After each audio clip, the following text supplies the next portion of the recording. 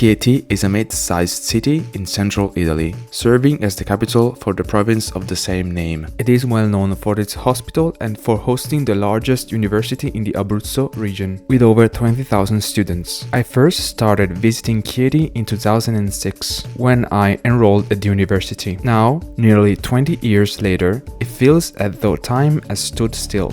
Get ready for a quick trip back to the 70s, because this city perfectly encapsulates why Italy has the highest number of cars per capita in Europe. A truly car-centric city. Let's see what changes have taken place in terms of sustainable mobility in recent years.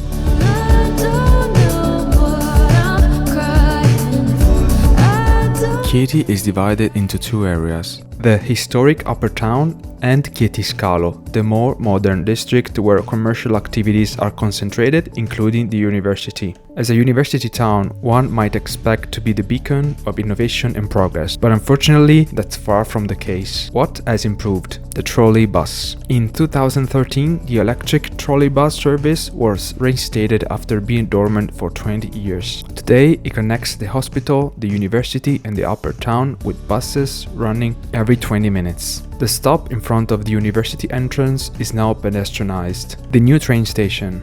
The Madonna delle Piane railway station offers a fast link from Pescara, the region's largest city, and where the secondary university campus is, in about 15 minutes, with trains running only every hour. However, those traveling to Pescara or coming from the inland areas can take advantage of this frequency and must rely on the central station, which is far from the key locations. This is due to decades-long lack of funding to address the infrastructure gap. Chieti Scalo is not a city for pedestrians or cyclists. Unfortunately, these two crucial aspects for a university town and overall urban livability have been largely overlooked. Stepping out of the new train station, you're immediately confronted with a setting from the 70s. A car-dominated environment with barely any sidewalks and no cycling infrastructure. The main road of Chieti Scalo, about 4 kilometers long and lined with shops and restaurants, is an uncomfortable place to be as a pedestrian. The sidewalks are narrow, fragmented, and often obstructed by cars parked illegally. The side access street for the university, which has less traffic,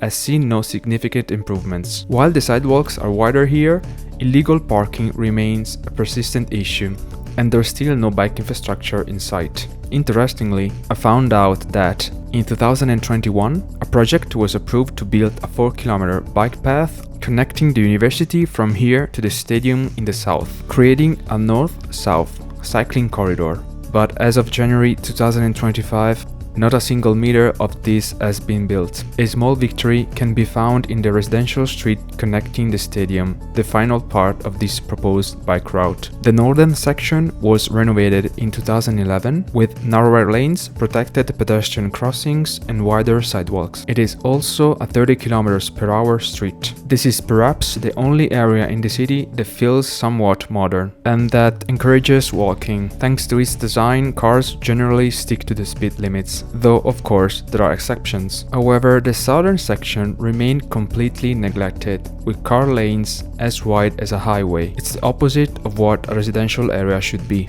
Currently, this is the only bike infrastructure in the city, and it leads to nowhere. Adding to the irony, there are signs for bike paths that don't exist, and some bike sharing stations. There's another questionable improvement to note. In a parallel street near the train station, sidewalks were previously used as parking spaces. A renovation in 2016 was supposed to address this, but instead of fully discouraging the practice, they simply legalized part of the illegal parking by creating designated spots at the expense of the pedestrian areas. But hey, at least now we have just what we needed: colorful sidewalks. This looks and feels so much safer now. Like many Italian cities, Chieti desperately needs a serious urban renewal effort to meet modern challenges.